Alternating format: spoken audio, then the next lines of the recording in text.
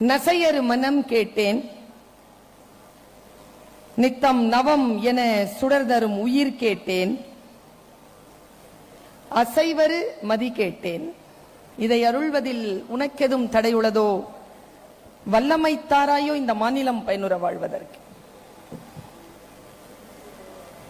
தெளிவுறவே அறிந்திடுதல், தெளிவுறவே அறிந்திடுதல், தெளிவு தர மொழிந்திடுதல், சிந்திப்பார்க்கே களிவளர உள்ளத்தில் ஆனந்த கனவு பல காட்டல், கண்ணீர் துளிவர உள் உருக்குதல். இவையாவும் நீ அருளும் தொழில்களன்றோ எனும் மகாகவி சுப்பிரமணிய பாரதியின் சரஸ்வதி வணக்கத்தை முன்வைத்து கண்ணியத்திற்கும் போற்றுதலுக்கும் உரிய ஃபெமினைன் என்கின்ற பெண்களின் மாதவிடாய் காலத்திற்கான ஒரு மிக நல்ல ப்ராடக்ட உலகம் முழுவதும் சென்று சேரும்படியாக தன்னுடைய உழைப்பை, தன்னுடைய புத்தியை, தன் ஞானத்தை பொழிந்து வரும் என் அருமை சகோதரியார் திருமதி கோமதி ஃபெமினைன் அவர்களே, திரளாக கூடியிருக்கக்கூடிய தமிழ் உறவுகளே, இந்த நிகழ்ச்சியில் பங்கு பெற வந்திருக்கக்கூடிய பெருந்தகையாளர்களே, உங்கள் அத்துணை பேரையும் இந்த நல்ல நேரத்தில் வணங்கி மகிழ்கிறேன். இந்த கோமதி அவர்களை பற்றி நினைக்கின்ற பொழுதெல்லாம் எனக்கு மனதிலே ஒரு பெருமிதம் தோன்றும். காரணம், நான் எப்பவுமே என்னுடைய எந்த சோசியல் மீடியாவா இருந்தாலும் அதுல பர்வீன் சுல்தானா அது 3 வரி தான். அந்த 3 வரிகளை நான் எப்பவுமே போட்டிருப்பேன். எனக்கு அந்த மாதிரியான பெண்களை பார்த்தா பிடிக்கும். எனக்கு ரொம்ப பிடிக்கிற மாதிரி ஒன்று, முதல் வரி, நான் எப்பவுமே எழுதியிருக்கிற முதல் வரி, நீ முடியாது என்று சொல்வதனை வேறு யாரோ ஒருவர் செய்து கொண்டுதான் இருக்கிறார். 2, உன்னால் முடியாது என்றால் யாராலும் முடியாது. 3, யாராலும் முடியாது என்றால் உன்னால் மட்டுமே முடியும்.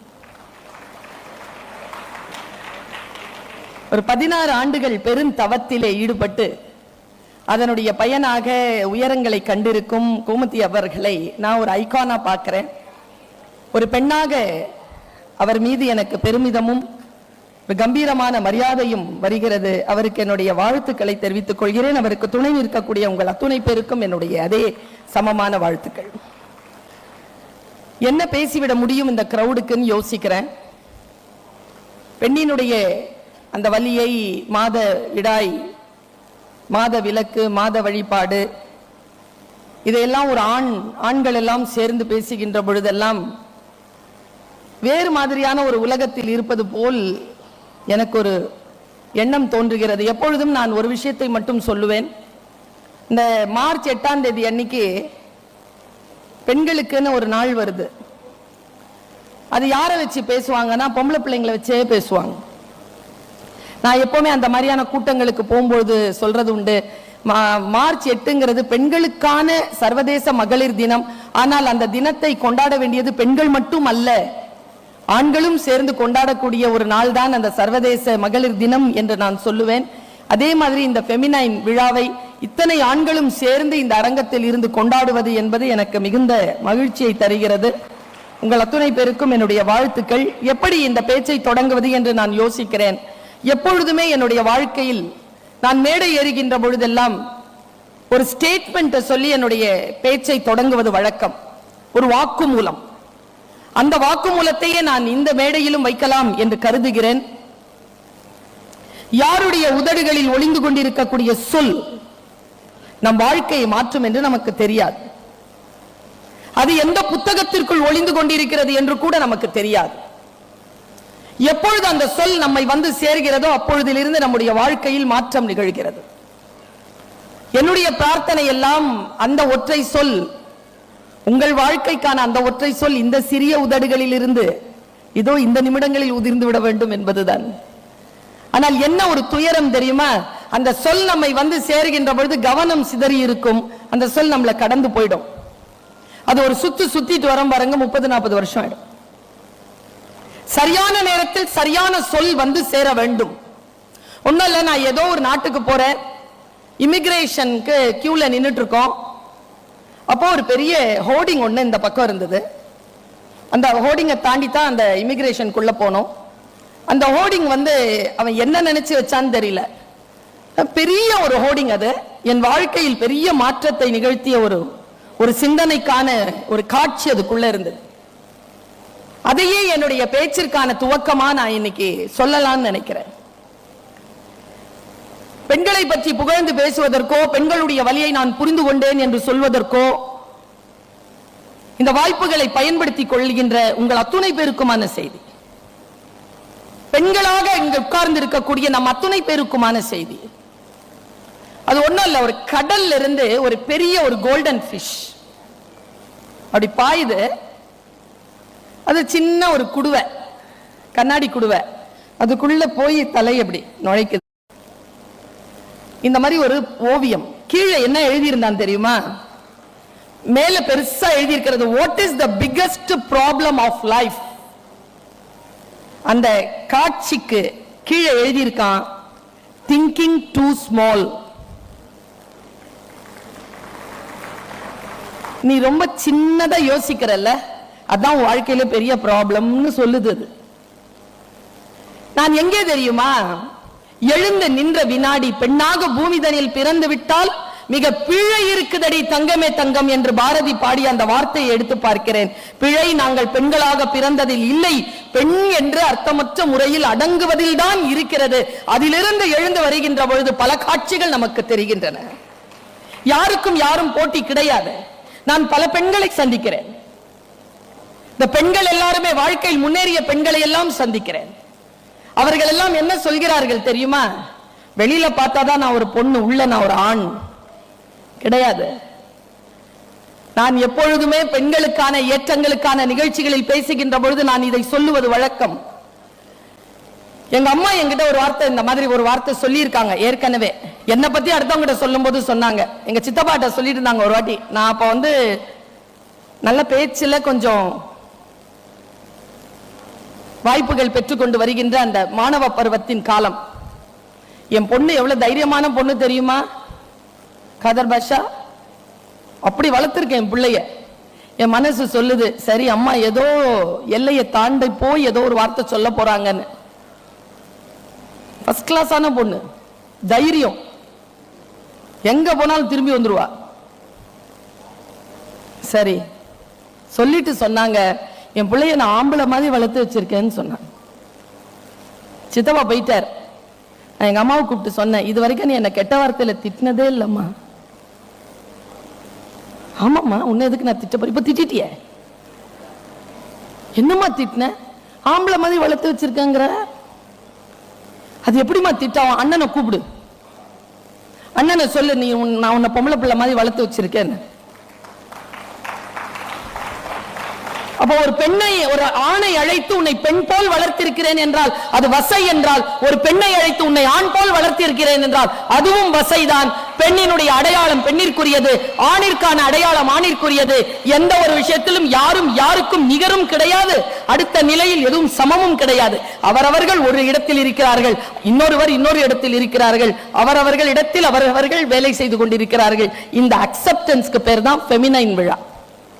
You accept, you agree. நான் எதுவாக இருக்கிறேனோ அதுவாக என்னை முழுமையாக ஏற்றுக்கொள்ளுதல் என்பது.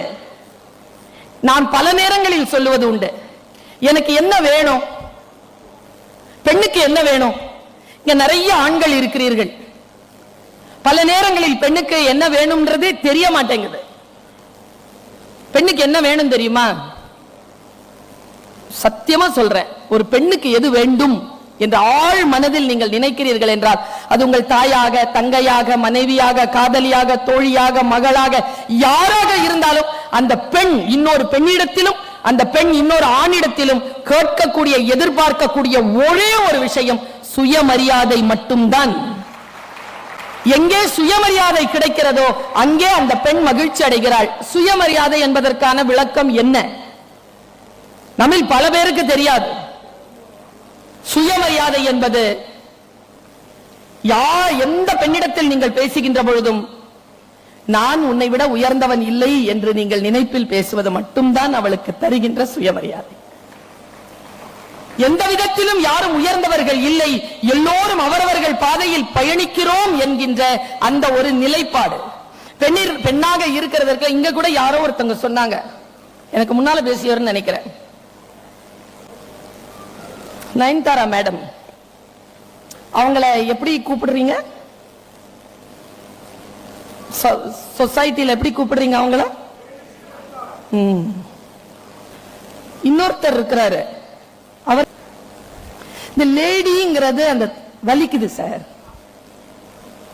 பொம்பளை பேச்சாளர், பெண் ஆசிரியர், பெண் தொழிலதிபர், பெண் லேடி ஸ்டார் அப்படின்னா லேடி பெண் சூப்பர் ஸ்டார். பெண் அப்படிங்கிற ஒரு அடையாளத்தை எப்பொழுதுமே அவள் மீது சுமத்தி கொண்டே இருப்பதை எப்பொழுது இந்த சமூகம் விடுமோ? சூப்பர் ஸ்டார்னா சூப்பர் ஸ்டார் தான். அது என்ன பொம்பளை சூப்பர் ஸ்டார்? சூப்பர் ஸ்டார்னு சொல்லுங்களேன், என்ன குறை உங்களுக்கு? இல்லை, ஆண் என்பவர் எப்பொழுதும் பாருங்களேன், பெண் ஆண் எழுதி பாருங்களேன், பே அப்படின்னு சொன்னா அது கொம்புருக்கான வளைஞ்சிருக்கு.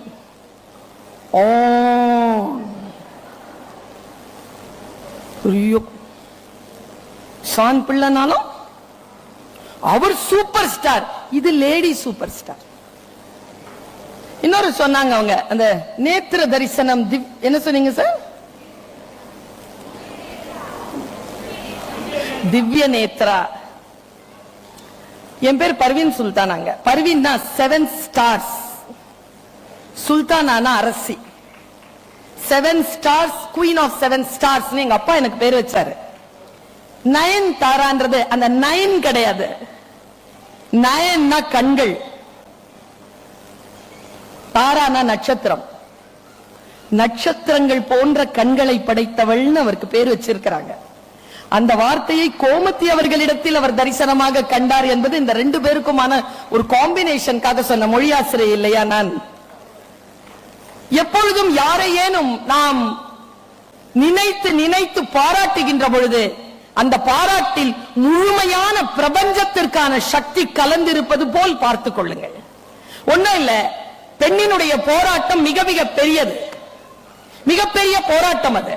இன்னைக்கு ஒரு சானிட்டரி நாப்கின் அதே ஸ்டேட்ல, டிஸ்ட்ரிக்ட்ல இருந்து ஸ்டேட்க்கு போய், ஸ்டேட்ல இருந்து பேன் இந்தியா ஆகி, பேன் இந்தியால இருந்து இன்டர்நேஷனல் லெவல் வரைக்கும் ஒரு பிராண்டா அதை கொண்டு போனதை, அதை கொண்டாடுகின்ற சமூகமாக நாம் வளர்ந்திருப்பது மிக நல்ல கிராஃப். நல்ல கிராஃப். இந்த கிராஃப் இருக்குல்ல, இந்த கிராஃபுக்கு பின்னால இருக்கக்கூடிய சில விஷயங்களை பெண்களுக்கு நான் சொல்லிட்டு போறேன். வாழ்க்கையில் நமக்கு எப்பொழுதும் வெற்றி கிடைக்காது பெண்களே, ஆண்களுக்கும் சேர்த்து சொல்கிறேன். வெற்றி கிடைக்காது, வாய்ப்புகள் தான் கிடைக்கும். யார் ஒருவர் வாய்ப்புகளை பயன்படுத்திக் கொள்கிறோமோ அவர்கள் தான் வெற்றி பெறுகிறார்களே தவிர வெற்றி எப்பொழுதும் நம்மிடத்தில் வருவதே கிடையாது. அந்த வெற்றியை நாம் எப்படி பயன்படுத்திக் கொள்கிறோம்? இப்ப பாருங்க, நான் உதாரணத்துக்கு ஒரு விஷயத்தை சொல்றேன். ஒன்றை எப்படி பார்ப்பது, பெர்ஸ்பெக்டிவ் இருக்கு இல்லையா, பார்வை. எப்பொழுதும் பார்வையினுடைய மாற்றம் தான் நம்முடைய வாழ்க்கையினுடைய வேறு நிலைக்கு நம்மை அழைத்து செல்கிறது. இந்த சமூகம் எதற்கு அங்கீகாரம் தருகிறது, எதை மறுக்கிறது என்பதனை வைத்துக் கொண்டு அந்த சமூகம் பாதுகாப்பானதா இல்லையா என்று நாம் முடிவு செய்து விடலாம். ஒரு சமூகம் இதை அங்கீகரித்து இருக்கிறது என்றால் நம்முடைய கிராஃப் மேல நோக்கி போயிட்டு இருக்குன்னு அர்த்தம். நீங்கள் எல்லோரும் இலக்கியம் படித்தவர்கள், நீங்கள் எல்லோரும் மரபு தெரிந்தவர்கள். நான் இருக்கிறதே, நம்ம இப்ப நின்றுட்டு இருக்கிறதே மதுரை, பெண்ணிற்கான மிக முக்கியமான தலம், பெண் ஆட்சி செய்கின்ற தலம், மீனாட்சி குடியிருக்கக்கூடிய கோவில் இருக்கக்கூடிய மாபெரும் மதுரை, தனக்கான உரிமையை மிக சிறப்பாக பெற்றுக்கொண்ட கண்ணகி சூளுரைத்த உரை, அந்த மண், இந்த மண். நான் இப்படி யோசிச்சு பார்க்கிறேன், மகாபாரதத்தை பத்தி இப்ப நான் இங்க நடந்து வரும்பொழுது ஒரு காட்சி வந்தது மனசுல. மகாபாரதத்துல ஒரு காட்சி வருதுங்க. மகாபாரத போர் ஏங்க வந்தது? இவ்வளவு பெரிய போர், உலகமே அழிஞ்சதுங்க, எல்லாரும் அழிஞ்சாங்க. ஏன், என்ன காரணம்? அந்த நெருப்பு என்னது? எதனால் இந்த உலகம் அழிந்தது? குரானிலே ஒரு வார்த்தை இருக்கு, ஒவ்வொருத்தருக்கும் ஒரு பாவ கோப்பை கொடுத்திருக்கிறானா இறைவன். அதை நிரப்பிக்கலாமா? கேள்வியே கிடையாதான். அதான் லிமிட். வழிய தொடங்கிருச்சுன்னா தண்டனை தொடங்கும். பாவக்கோப்பை நிரம்பாமல் பார்த்துக் கொள்ள வேண்டும் என்பார் எங்க அப்பா. நான் யோசிச்சு பார்க்கிற, மகாபாரத போர் நடக்கிறதுக்கு முன்னால என்ன நடந்தது? திரௌபதியை கூட்டிட்டு போறதுக்கு வராங்க. ஒரு தேரோட்டி வரான். தேரோட்டி கிட்ட சொல்றா அந்த அம்மா, என்ன ஆச்சுன்னு கேக்குறா. இப்படி உன்னை வச்சு இழந்துட்டாங்கம்மா. அப்படியா? வர முடியாதுன்னு சொல்லு. காரணம் கேட்பாங்கம்மா. மாதவிடாயில இருக்கிறையா, மென்சுலேஷன் நடந்துட்டு இருக்கு, எனக்கு ஒற்றையாடையில் இருக்கிறேன், வர முடியாதுன்னு சொல்லு. இல்லம்மா கூப்பிடுறாங்க. அப்பெல்லாம் இந்த மாதிரி ஃபெமினைன்லாம் இல்லையே. வெறும் ஒரு ஆடை சுத்திக்கிட்டு உட்கார்ந்து இருக்கணும். மாதவிடாய் போய்கிட்டு இருக்கு, நான் எப்படி வருவேன்னு கேட்கிறா. மகாபாரதத்துல நீங்க படிச்சு பாத்தீங்கன்னா தெரியும் அவ கதறுவது. இல்ல இல்ல உன்னை கூட்டிட்டு போறதுக்கு வந்து வர சொன்னாங்க. போய் கூட்டி கேட்டுட்டு வா. முதல்ல அவரு தர்மர் வந்து என்ன சூதுல இழந்துட்டாருன்றாரு, டைம் கடத்துறா. அவர் தன்னை வைத்து என்னை இழந்தாரா, என்னை வைத்து தன்னை இழந்தாரான்னு போய் கேட்டுவா. எதுக்குமா அது போய் கேட்டுட்டு வரணும்? நானே சொல்றேம்மா. அவர் எப்படிமா உன்னை வச்சு தன்னை இழப்பார்? தன்னை வைத்து தானம்மா உன்னை இழந்தார். அப்ப அம்மா சொல்லுச்சு, அவதான் அம்மா. அவ சொன்னா, நாயகன் தான் தன்னை தோற்ற பின் என்னை நல்கும் உரிமை அவருக்கு இல்லை. எந்த சாத்திரத்தால் என்னை தோற்றிட்டார்? நல்லா தெரிஞ்சுக்கோங்க, மாதவிடாய் வரக்கூடிய பெண்கள் பக்கத்துல போகாதீங்க. அது உக்கிரத்திற்கான மிக உன்னதமான கட்டம். அது ரொம்ப உக்கிரமான விஷயம். அது எல்லா பெண்களுக்கும் உரியது. அது மாதவிடாய்க்கு முதல் 3 நாட்கள், மாதவிடாய் நடக்கும் 3 நாட்கள், மாதவிடாய்க்கு பிறகான 3 நாட்கள், அந்த 9 நாட்களும் வெரி பவர்ஃபுல். நீங்க வேற நவராத்திரியை மட்டும் கொண்டாடினா பத்தாது. வீட்டுல இருக்கக்கூடிய பெண்களுக்கு இந்த 9 நாட்கள் கவனமா பாத்துக்கணும். நீங்க அவ சொல்றா வர முடியாதுங்கிறா. அழைச்சுக்கிட்டு கூட்டிட்டு போனாங்கல்ல.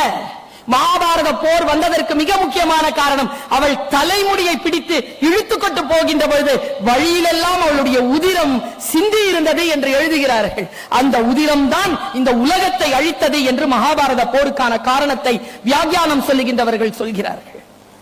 சாதாரணமான விஷயம் இல்லை இது. இதோ இதே மருதுரையில 25,000 உடல்களை போஸ்ட்மார்ட்டம் செய்த ஒரு ரிட்டையர் ஆன ஒரு டாக்டர் தினமணி பத்திரிகையில இன்றிலிருந்து 25 ஆண்டுகளுக்கு முன்னால் எழுதிய கட்டுரை. அவர் சொல்றார், நான் இதுவரைக்கும் 25,000 உடல்களுக்கு மேல் நான் பார்த்திருக்கிறேன். இறந்த உடல்கள், அதில் நிறைய பெண்கள் உடல்கள், தற்கொலை செய்து செத்த உடல்களை பார்த்திருக்கிறேன். அதையெல்லாம் நான் போஸ்ட்மார்ட்டம் பண்ணும் பொழுது அந்த உடல்களில் சினை முட்டைகள் இருந்ததை நான் பார்த்திருக்கிறேன். அப்படி என்றால் மாதவிடாய்க்கான அந்த நேரத்திலோ அல்லது மாதவிடாய்க்கான முன்னால் 2 நாட்களிலோ தான் இந்த மரணம் நிகழ்ந்திருக்க வேண்டும் என்று அவர் பதிவு செய்கிறார். இது சாதாரணமா சும்மா பெருமை பேசிக்கிட்டெல்லாம் எங்களை சில பேர் கார்ல இல்ல ஆக்சிடென்ட், ஏதோ ஒரு ஆக்சிடென்ட் ஆகும்போது ரத்த வெள்ளத்துல இருக்கிறவங்களை பார்த்து சில பேர் தான் ஆம்புலன்ஸ்க்கு போன் பண்ணுவாங்க. சில பேர்ல பார்த்து வரக்கூடாது, அப்படியா வர்றது? இந்த அனுதாபம் எங்களுக்கு தேவையில்லை. இன்னும் ஒன்று சொல்லட்டுமா, உங்கள் அன்பு கூட எங்களுக்கு தேவையில்லை. நீங்கள் மரியாதை தந்தால் போதும், மற்றதெல்லாம் நாங்கள் பார்த்துக் கொள்கிறோம். அந்த வினாடியில் நீங்கள் எங்களை மரியாதை செய்யும், மதியுங்கள். பல நேரங்களில் நான் யோசித்து பார்க்கிறேன், எங்கே என்னுடைய தேவை பூர்த்தி ஆகாமல் என்னுடைய மனம் தவிக்கிறது என்றால் இந்த இடங்களில் தான் என் மனம் தவிக்கிறது. உங்க எல்லாருக்குமே, பெண்கள் எல்லாருக்குமே ஒரு சூட்சுமத்தை சொல்லிவிட்டு போகிறேன். ஒரு நல்ல ஒரு கிளாரிட்டியான ஒரு விஷயத்தை சொல்லி கொடுத்துட்டு போறேன். கவனமா கேளுங்க. ஏன்னா இந்த விழாவுக்கு நீங்கள் எந்த நோக்கத்திற்காக வந்தீர்கள் என்று எனக்கு தெரியாது. ஆசீர்வாதம் இருக்கும்னு நினைச்சுக்கோங்களேன். தேடி வந்த விஷயம் வேறாக இருக்கலாம், கிடைப்பது அதைவிட சிறப்பான விஷயமாக இருக்கலாம். ஏதோ ஒரு சொல் நம்முடைய வாழ்க்கைக்கான அடிப்படையான விஷயங்களை மாற்றுவதற்கு இந்த சொற்கள் உங்களுக்கு ஒருவேளை பயன்பட்டு போகலாம். அதனால் நான் சொல்லுகிறேன். ஒரு இடத்தில் நான் உட்கார்ந்திருக்கிறேன், எனக்கு ஒரு காட்சி வந்து சேர்கிறது, எனக்கு ஒரு தகவல் வந்து சேர்கிறது, அந்த தகவலை நான் வாசிக்கிறேன். வாசித்த அந்த தகவலை உங்களுக்கு அப்படியே நான் பெயர்த்து விட்டு போகிறேன். என்ன தகவல் என்றால், ஒரு காட்சி என்னை வந்து சேர்கிறது. அந்த காட்சியை நான் சொல்லுகிறேன். ஒரு பொண்ணு வீட்டுக்கு வர தன்னுடைய கணவனிடத்தில் உட்கார்ந்து பேசிக் கொண்டிருக்கிறார். கணவன் ரொம்ப அப்செட்டா இருக்கார்.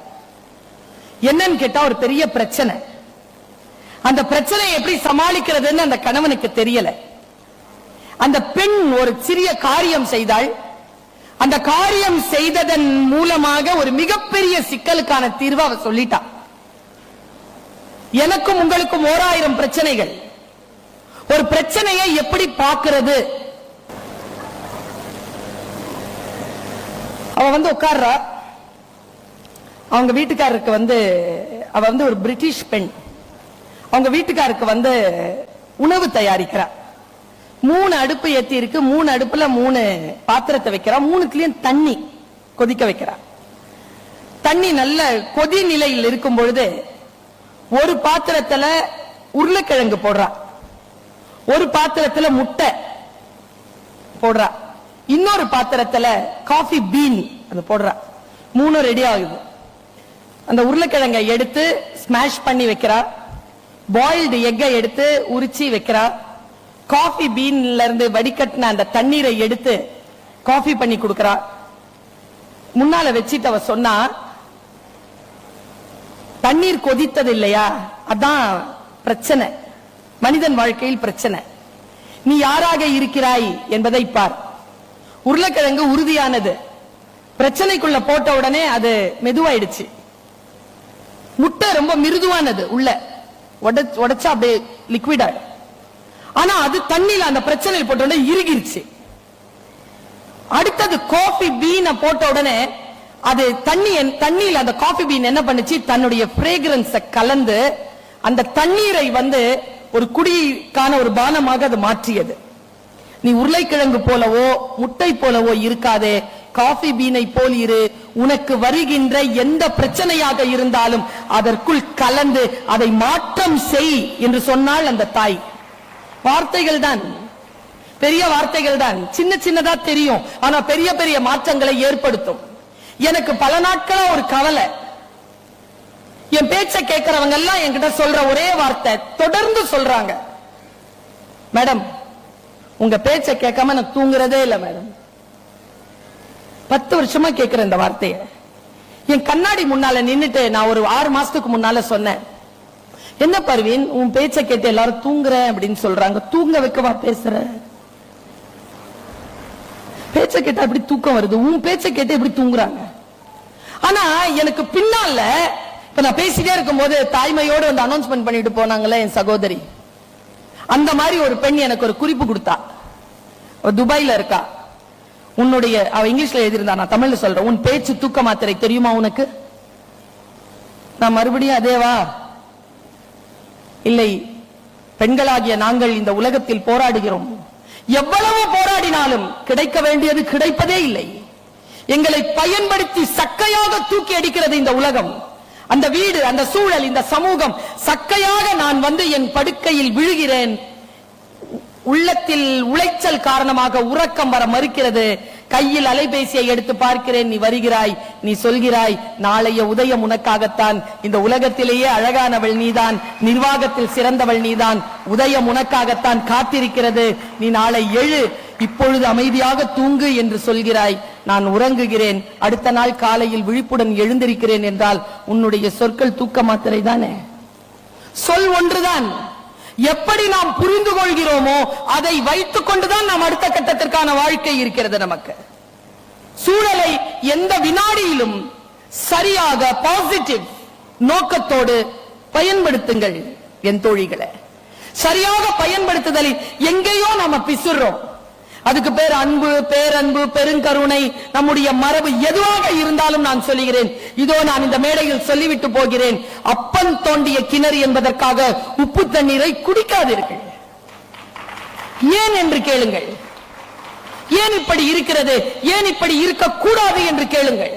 ஒண்ணும் இல்ல, நான் இப்போ ஒரு விஷயம் சொல்ல போறேன். கடந்த 1 மாதமாக சொல்லிக் கொண்டிருக்கிறேன். இது புதிய அவை.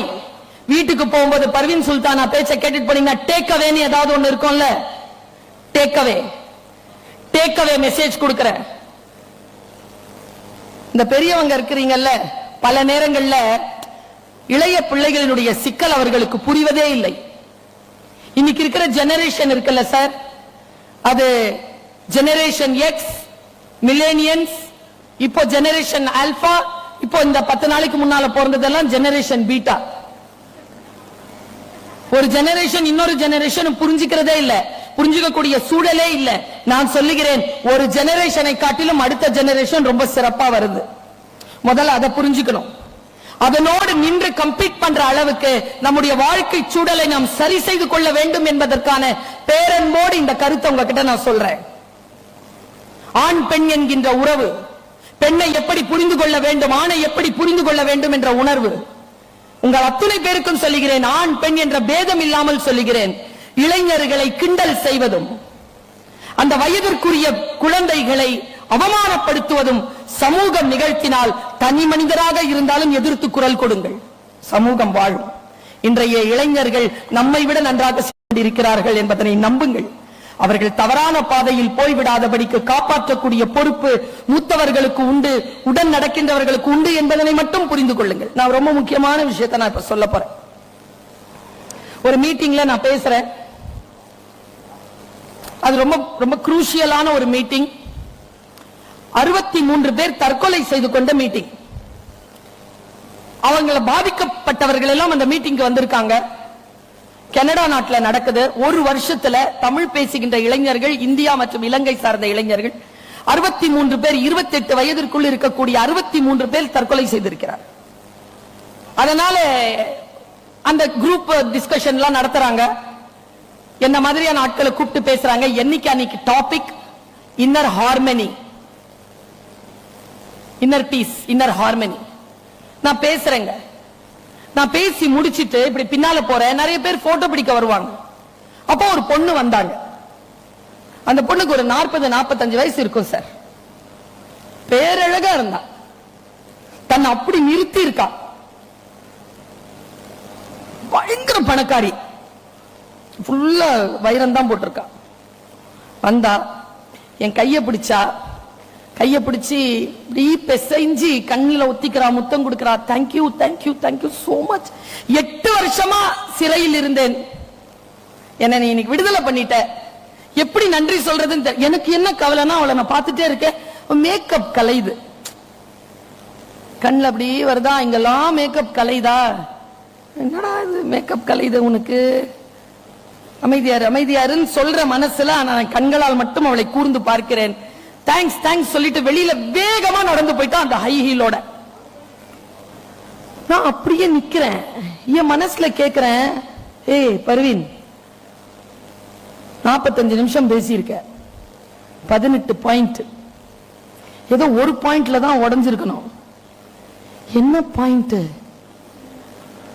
அது தெரிஞ்சா நான் டைரக்டா மக்கள் கிட்ட சொல்லிட மாட்டேன். ஏன் 18 பாயிண்ட் சொல்வானே? சின்ன ஷார்ட் மீட்டிங்னா டக்குன்னு சொல்லிட்டு போயிடலாம்ல. குளிரும் பார்க்காம ஓடுனேங்க நானு. அவ அப்பதான் அந்த BMW மெர்சிடிஸ் அப்படி தரக்க போற, நேரா போய் பிடிச்சிட்டேங்க. 18 பாயிண்ட் பேசுன.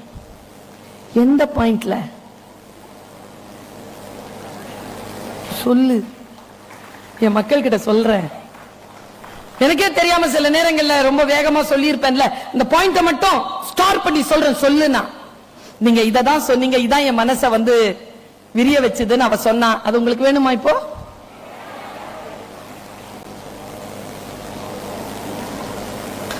கூர்ந்து கவனிக்கணும். ஆண்களுக்கு உரியதுதான். ஒருத்தன் காட்டு வழியில நடந்து போயிட்டு இருக்கான். பெரிய புத்து, கரையான் புத்து. புத்து இருக்குதே, பாம்பு இருக்குமோ? பார்த்தா பெரிய கருணாக ஒண்ணு அப்படி நின்னு பாக்குது. பாம்பு இந்த பாதையை விட்டுட்டு இந்த பக்கம் வந்தான். பாம்புக்கு அரவம்னு பேரு. இவன் பாம்பை பார்த்தது மாதிரியே பாம்பு இவனை பார்த்துருச்சு. நீங்களாம் நினைக்காதீங்க நீங்க மட்டும்தான் பாக்குறீங்கன்னு. நீங்கள் எதை தேடிக்கொண்டிருக்கிறீர்களோ அதுவும் உங்களை தேடிக்கொண்டிருக்கிறது. வந்துச்சா? அது நேரா இறங்கி இவன் பாதையில வந்துருச்சு. இவனுக்கு வேற பாதை கிடையாது, கூடவே வருது. இவன் பாட்டுக்கு மெதுவா போய்கிட்டு இருக்கிறான். சரி பாம்பு கடந்து போயிரோம்னு. கூட வந்த பாம்பு கால்ல கொத்திருச்சு. இப்ப நிக்கிறான் அவன். இப்ப நாம எல்லாம் தான் அந்த கொத்துப்பட்ட ஆளு. நான் பாம்புன்னு சொன்னது பாம்பு இல்ல, கூட வேலை செய்யறவங்க, கல்யாணம் பண்ணிக்கிட்டவங்க, பெத்ததுங்க, நம்மள பெத்ததுங்க, உடன் பிறந்தவர்கள், அவர்களுக்கான உறவினர்கள், ஃப்ரெண்டுன்னு சொல்லிட்டு வருவான். யார வேணாலும் நினைச்சுக்கோங்க. இங்க யாராவது ஒருத்தர் கை தூக்க முடியுமா? நான் அந்த மாதிரி யாரும் எனக்கு துரோகம் பண்ணது கிடையாதுங்க. ஏங்க நான் நல்லா போவேங்க, காலேஜுக்கு சூப்பரா போவேங்க. அப்படி போய் நீ உள்ள நுழையும் போது டிபார்ட்மெண்ட்ல சொல்லுவாங்க, ஒரு அம்மா தான், என்ன பருவீன் ஒரு மாதிரியா இருக்கிற, கம்பீரமா உள்ள நுழைஞ்சிடக்கூடாதுங்கிறதுல கவனமா இருப்பாங்க, சந்தோஷம் ஆயிடக்கூடாதுங்கிறதுல கவனமா இருப்பாங்க. எப்படி இருக்கிறீங்க, நல்லா இருக்கிறீங்கன்னு சொல்லி பாருங்களேன், கேட்டவன் மூஞ்சி துணுண்டாயிடும். கொத்துப்படாத ஆளே கிடையாதுங்க. இப்போ நாம தாங்க கொத்துப்பட்டவங்க. அந்த பெண் எங்க ரிலீஸ் ஆனான்னு சொல்றேன், முடிஞ்சா நீங்க ரிலீஸ் ஆகி பாருங்க. ரெண்டே ஆப்ஷன் தான் அந்த பொண்ணுக்கு, அந்த ஆளுக்கு. என்ன தெரியுமா? ஒண்ணு, பாம்பு கிட்ட போய் கேட்கலாம், நான் வழிக்கு வந்தனா, நீ தானே என் வழிக்கு வந்த, சரி வந்துட்டு போட்டோம், நானும் கம்முன்னு தானே நடந்தேன், என்ன ஏன் கொத்தன, நியாயம் கேட்கலாம். நீயா படமா உடனே அது திரும்பி வந்து கொத்தன இடத்துல இந்த விஷத்தை புடுங்கிறதுக்கு. பாம்பின் இயல்பு கொத்துவது. அதை கிட்ட போய் எந்த நியாயத்தையும் கேட்காதீங்க, நியாயம் கிடைக்காது. என்ன பண்ணலாம்? விஷம் ஏறிட்டு இருக்குல்ல, அத கவனி. Don't chase the snake, treat the venom. அடுத்தவர்களையே குறை சொல்லி என்ன இப்படி நடந்து விட்டது, அப்படி நடந்துருச்சு இல்ல, அதுக்கு சாவ முடியுமா? சாவக்கூடாது, சாவே கூடாதுங்க. அது வர வரைக்கும் நம்ம செத்துறணும்னு நினைக்கிறோம் பாருங்க, அவன் முன்னால மட்டும் செத்துறவே கூடாதுங்க.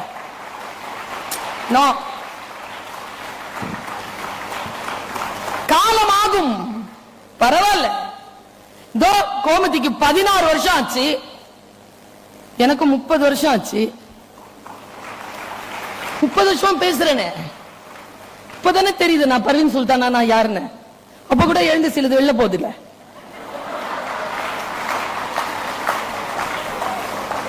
நான் என்ன சொல்றேன், நடக்கிறது நடக்கும்.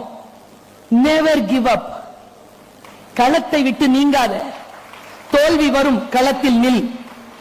களத்தில் நிக்கணும். மெர்சி நின்னானா, மெர்சி நின்னானா, கடைசி வரைக்கும் நின்னானா, கப்ப வாங்கின உடனே படுத்து தூங்குனானா? படம் பார்த்தோமா?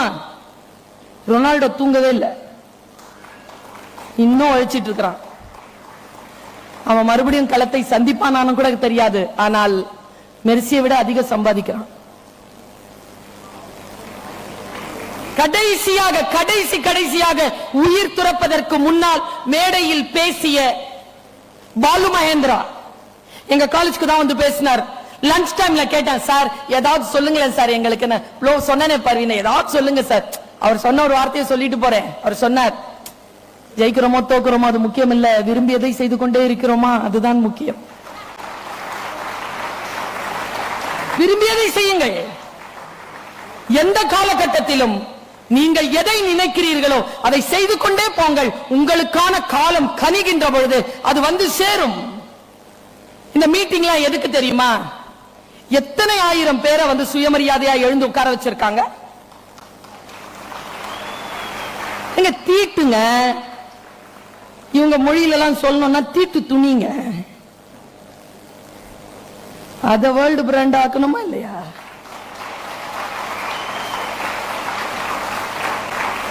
I love you. யோசித்து பார்த்தால் எங்கே எல்லாம் விழுந்து விடுவார்களோ என்று நினைக்கிறோமோ அந்த இடத்தில் எழுந்து நிற்பதற்கு இல்லையா? நான் ஒரு விஷயத்தை சொல்றேன் கோமதி, என் மனசுல தோணுது, அதனால சொல்லிட்டு போறேன். என் மனசு ரொம்ப உலுக்கிய விஷயம் இது.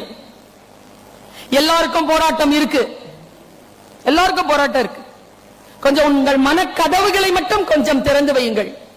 இந்த சகோதரி பேசுவது ஒருவேளை உங்களுக்கு அப்ளிகேஷன் தான். நான் சொல்றதெல்லாம் டைரக்ட் மெசேஜே கிடையாது. உங்களுக்கானதுல நீங்க அப்ளை பண்ணிக்கணும், அவ்வளவுதான். நான் எனக்கானதுல அப்ளை பண்ணிக்கிறேன். ஒரு வீடு கட்டணும்னு எல்லாருக்கும் ஆசைங்க, எல்லாருக்கும் வீடு கட்டணும்னு ஆசை. எத்தனை பேருக்கு கிடைக்குது? கிடைக்கல.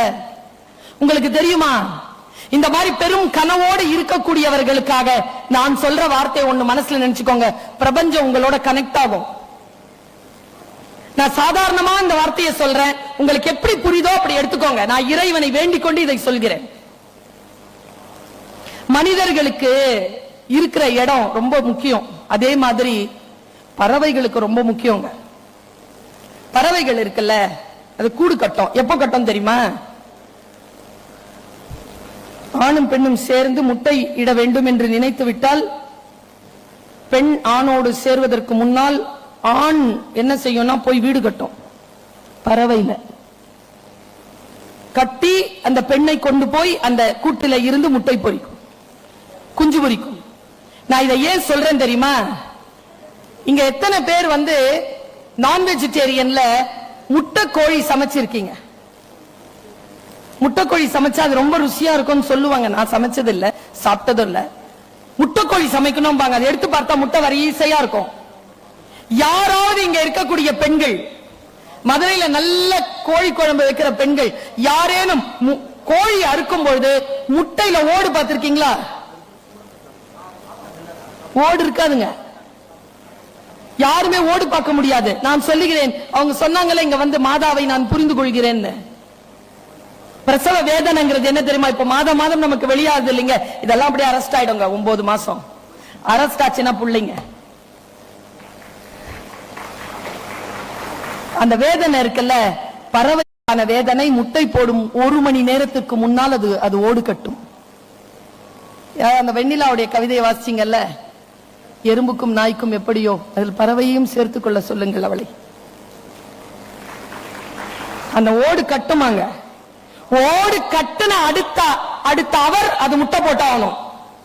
ஏற்கனவே பிளானிங்கா கூடு கட்டி இருக்கக்கூடிய பறவைகளுக்கு பிரச்சனை இல்ல, குயிலுக்கு பிரச்சனை. ஏன்னா குயில் அந்த கூட்டை தேடி ஆகணும். அந்த 1 மணி நேரத்துல கூட்டை தேடி ஆகணும். எந்த கூடு? காக்கா கூடு. எந்த காக்கா? ஏற்கனவே முட்டை போட்டிருக்க கூடிய காக்கா கூடு. அந்த காக்கையும் அடை காத்துக்கிட்டு இருக்கணும். அந்த இடத்துலதான் போய் முட்டை போட முடியும். ஏன்னா வெறும் கூட்டுல முட்டை போட்டா காக்கா ஏத்துக்காது. அடை காக்கிற முட்டை போட்டாதான் அந்த காக்கா ஏத்துக்கும். அந்த டைம்ல அதை பார்த்து போய் என்ன ஸ்ட்ரகிள்ங்க. உங்களுக்கும் எனக்குமான ஸ்ட்ரகிள பேசிட்டு இருக்கோமே, நம்மை விட லட்சக்கணக்கான மடங்கு அதிகமான ஸ்ட்ரகிள் குயிலுக்கு. இந்த குயில் என்ன பண்ண தெரியுமா? போய் அந்த இடத்தை கண்டுபிடிச்சிருமா. அதுல ஆண் பறவை இருக்குல்ல, அது போய் காகத்தை சீண்டுமா. காகத்தை சீண்டி தூர அழைச்சிட்டு போகுமா. அது டைமிங் தெரியுமா அதுக்கு? அந்த டைம்ல இந்த குயில் அங்க முட்டை போட்டுருமா. இது மேட்ரு இல்லைங்க. அம்மா அப்பா விஷயம் இதோட முடிஞ்சது. அடுத்த ஸ்ட்ரகிள் எங்க ஆரம்பிக்குது தெரியுமா? முட்டைக்கு ஆரம்பிக்குது. குயில் அந்த முட்டையில் இருக்குன்னு காக்காக்கு தெரியாது. அப்படியே வருமாங்க. முட்டை அதை உடைஞ்சி அந்த குஞ்சு வெளியில வரும் பொழுது காக்கைக்கு தெரியாதான். எல்லாம் பார்த்துட்டு காக்கா வெளியில போய் வாயில சாப்பாடு கொண்டு அந்த குஞ்சுகளுக்கு தருமா.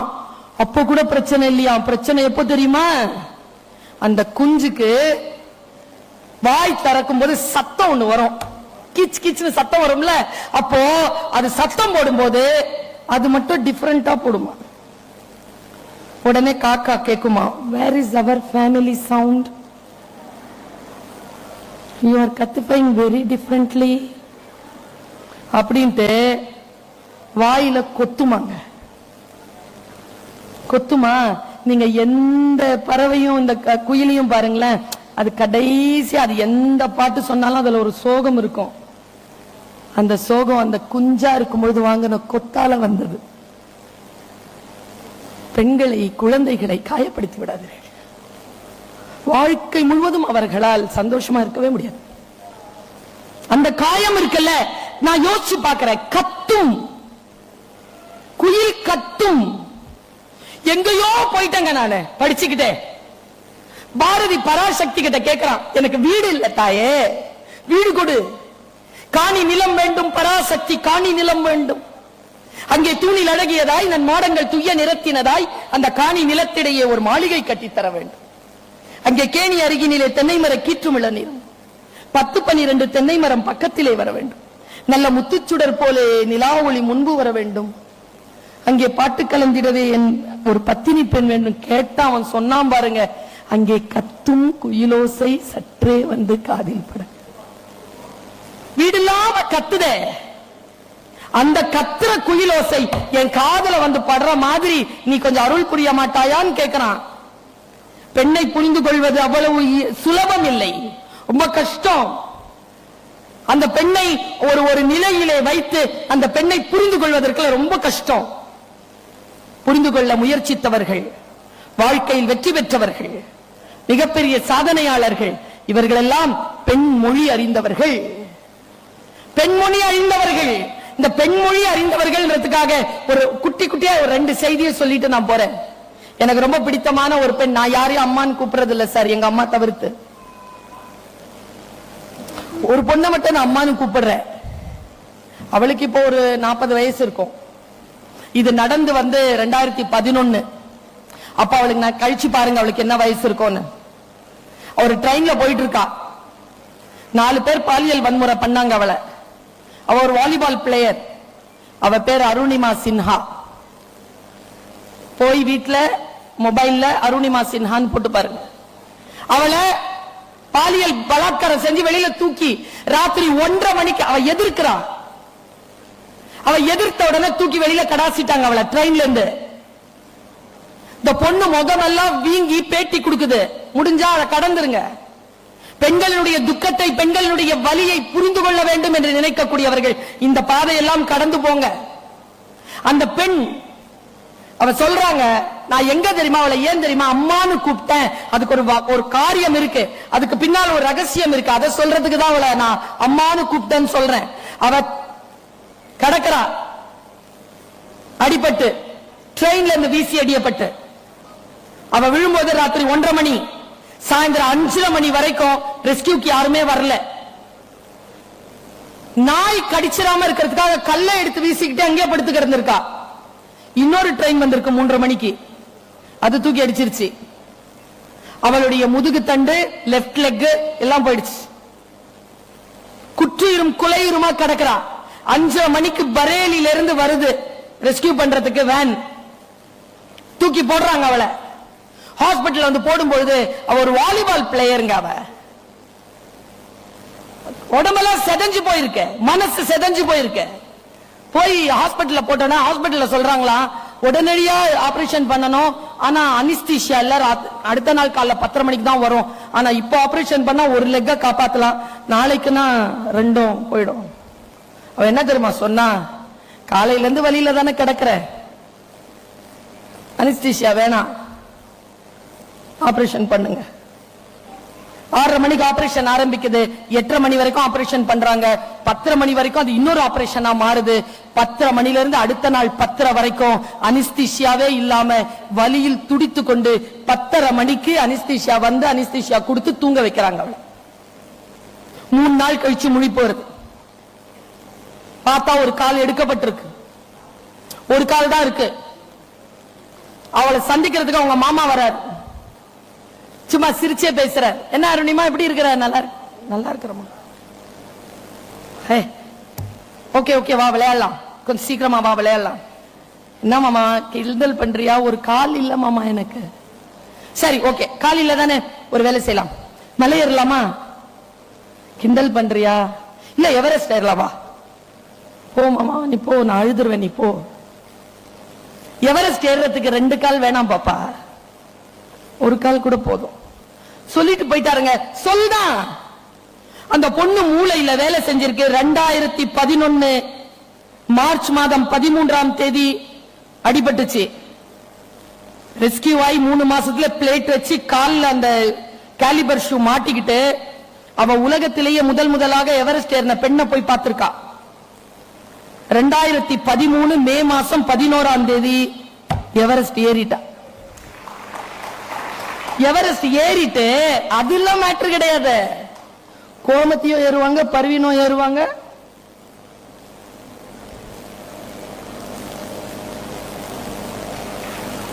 எல்லாரும் தான் ஏறுவோம், எல்லார்கிட்டயும் இருக்குது, உள்ள இருக்குது. ஆனா அவளை ஏன் அம்மான்னு கூப்பிடுறேன் தெரியுமா? அவகிட்ட இருக்கிற ஏதோ ஒண்ணு நம்ம கிட்ட மிஸ்ஸிங். அவ அந்த பேட்டி எங்க கொடுத்தா தெரியுமா? எங்க கொடுத்தா தெரியுமா? பரேலியில கொண்டு போறதுக்கு முன்னால நடுவுல விழுந்தது இல்ல ரயில்வே ட்ராக், அந்த ட்ராக்ல போய் நின்னு பேட்டி கொடுக்கறா. அவ சொல்றா, இங்கதான் நான் விழுந்தேன், இங்கதான் நாயெல்லாம் வந்து கடிச்சது. இந்த இடத்துக்கு நான் சொல்ல விரும்புறேன், சாவறதுக்கு பிறந்தவ இல்லைன்னா என்ன சாவடிக்கணும்னு நினைச்சீங்களே, சாகரத்துக்கு எனக்கு வாய்ப்பு கிடைச்சிருக்கு. நான் எங்க தெரியுமா அவள் அம்மான்னு நினைச்சேன். என் உறவுகளே, தோல்வி வரும். இன்னைக்கு செய்தி என்ன தெரியுமா? டேக்அவே செய்தி. ஒரு இடத்துல தோத்துட்டு இன்னொரு இடத்துல போய் ஜெயிக்காதீங்க. எங்க தோத்தீங்களோ அங்க வந்து சொல்லுங்க நான் ஜெயிச்சிட்டேன்னு. அங்க நிக்கிற தைரியம் இருக்குல்ல, நம்மில் பல பேருக்கு கிடையாது. நம்மில் பல பேருக்கு கிடையாது. நான் உங்களுக்குள்ள ஒரு பூஸ்ட மட்டும் ஏத்திட்டு போறேன், ஒரு இம்யூனிட்டியை போட்டுட்டு போறேன்.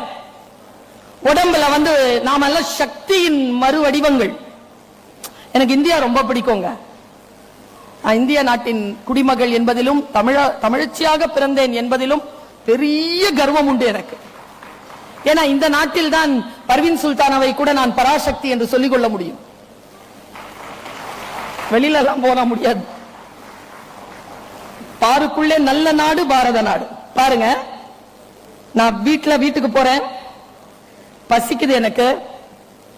எங்க அம்மா மீன் பொரிச்சு வச்சிருக்குது, பொரிக்கல மசாலா போட்டு வச்சிருக்குது.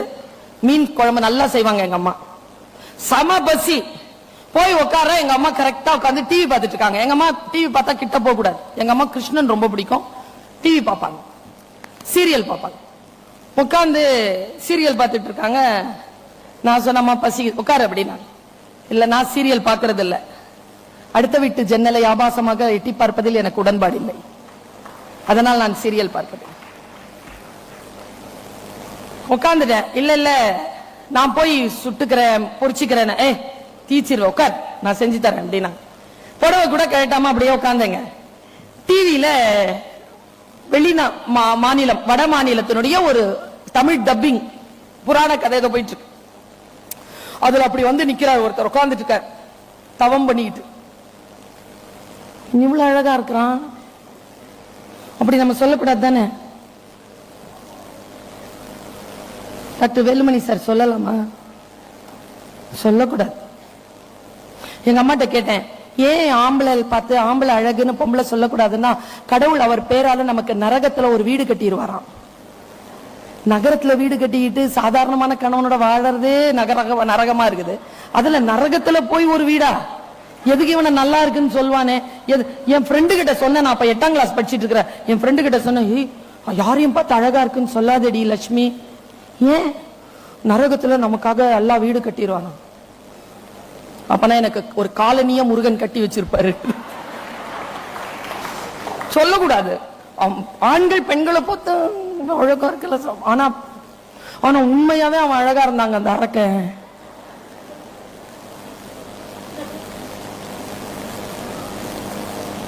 Six packs. இவங்க எல்லாம் ஆண்கள் எல்லாம் சிக்ஸ் பேக்ஸ் காட்டியே இப்ப எல்லாம் நடிக்க மாட்டேங்கிறாங்க. பொம்பளை பிள்ளைங்களை மட்டும்தான் பிக்னி போட்டு நடிக்க விடுறாங்க.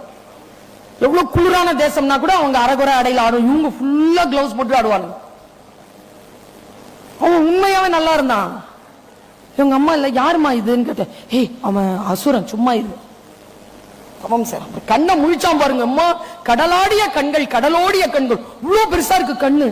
அரக்கனா, நல்ல வேளை சீரியல் நம்ம தமிழ்நாட்டுல எடுக்கல. கருப்பு கருப்பா குண்டு குண்டா தானே அரக்கர்களை காட்டுறாங்க நம்ம ஊர்ல. வடநாட்டுல சூப்பரான ஆட்கள் எல்லாம் அரக்கர்கள்னு காட்டுறாங்க. அவன் அப்படியே நின்றுட்டு இருந்தானா, காளி அப்படின்னா காளி வந்துருச்சு. காளி பேரழகின் பெரும் பெட்டகமா இருக்குது, கொஞ்சம் கருப்பா இருக்குது. என்ன வேண்டும் உனக்கு? நான் நல்லா கவனிச்சுக்க, இதெல்லாம் முக்கியம் இல்லை. இப்ப நான் சொல்ல போற மேட்டர் முக்கியம். நான் ஃபெமினைன்ல பர்வீன் சுல்தானா சொல்லிட்டு போற மெசேஜ், நான் ஆதிபராசக்தியை நாளைக்கு சந்திக்க போகிறேன். சரி, அவளை கொல்லுவதற்கு உபாயம் காளியிடத்தில் இருப்பதாக புராணங்கள் சொல்லுகின்றன. காளி ஆதிபராசக்தியை கொல்லக்கூடிய உபாயம் தா. இது அசுரன் கேட்கிறான், அவன் பேர் துர்கா மா அசுர். காளி சொல்றான் அதெல்லாம் என்கிட்ட கிடையாது போயிட்டா. அவன் கைய வெட்டி போடுறான், காலை வெட்டி போடுறான், நீ சொல்லலன்னா நான் தலைய வெட்டிப்பேன்றான். அவ சொல்றா, டேய் நீ என் பக்தன்டா, அப்படிலாம் செய்யாதடா, என் சக்தி குறையும்டா. அப்ப சொல்லு, ஆதிபராசக்தியை கொல்லும் உபாயம் சொல், இல்லை என்றால் நான் உயிரை விடுவேன்னு சொன்ன துர்கா மாசூர் கிட்ட காளி உபாயத்தை சொன்னாள். ஆதிபராசக்தியை கொல்லும் உபாயம். எனக்கு ஒரு வாக்கு தருவீர்களா இந்த ரங்கத்தில்? ஆண்கள் எல்லோரும் நான் சொன்ன அடுத்த வினாடியில் மறந்து போய்விட வேண்டும். பெண்கள் சாகும் வரை மறக்கக்கூடாது. உபாயம் சொல்கிறேன், மறந்துடுவீங்களா? ஒருத்தர் பார்க்கிறார், நீ சொல்ல, அப்புறமா பார்த்துக்க. ஒன்னும் இல்ல, அவளை கொல்ல முடியாது, வேற என்ன பண்றது? அவ வானத்துல தானே இறங்குவா, நீ அவளுக்கு எதிராக ஆயுதம் தூக்காத. ஒரு பொண்ணை சாவடிக்கணும்னா ஆயுதம் வேணாம். என்ன பண்ணலாம்? அவ வந்து நின்ன உடனே கெட்ட கெட்ட வார்த்தையா பேசு. கெட்ட வார்த்தை பேசினா, பொம்பளை பிள்ளைகளுக்கு கெட்ட வார்த்தை கேட்டு பழக்கம் இல்லை. அம்மா வீட்டுல அப்பா கொஞ்சி கொஞ்சி தான் பேசுவாரு, யாரும் கெட்ட வார்த்தை சொல்ல மாட்டாங்க. போற இடத்துலதான் கெட்ட வார்த்தை கேட்க வேண்டியதா இருக்குது. வீட்டுல யாரும் சொல்றது இல்ல, நம்ம அம்மாவோ அப்பாவோ சொல்றது இல்ல. அவளுக்கு ஆதிபராசக்திக்கு கெட்ட வார்த்தை எல்லாம் தெரியாது. சிவனுக்கு அபிஷேகம், சக்திக்கு சாந்தம், மந்திரம் தான். மந்திரத்தினால் தான் சக்தியை வசப்படுத்த முடியும். நல்லா தெரிஞ்சுக்கோங்க பெண்களே, மந்திரத்தால் தான் பெண்களை வசப்படுத்த முடியும். சாப்பிட்டியா? ஹே, அழகா இருக்க இன்னைக்கு. உன் நினப்பாவே இருக்குது. இது வரைக்கும் உன்ன மாதிரி ஒரு பொண்ணை நான் வாழ்க்கையில சந்திச்சதே இல்லை, தெரியுமா உனக்கு? இதுங்க